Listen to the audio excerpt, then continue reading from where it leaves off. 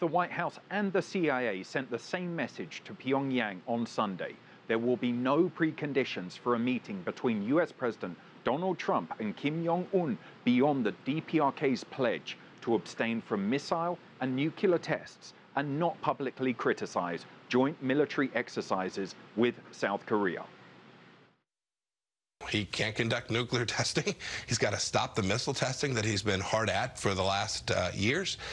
He's got to continue to allow us to perform our militarily necessary exercises on the peninsula. The comments by the White House come as the international community tries to facilitate this historic meeting.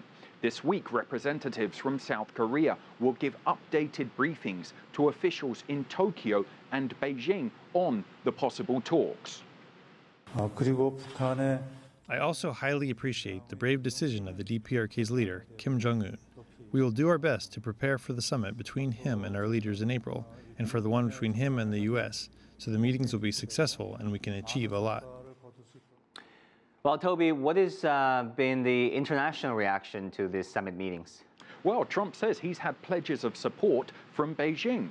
In this tweet, he said, Chinese President Xi Jinping and I spoke at length about the meeting with Kim Jong-un of North Korea. President Xi told me he appreciates that the US is working to solve the problem diplomatically rather than going with the ominous alternative.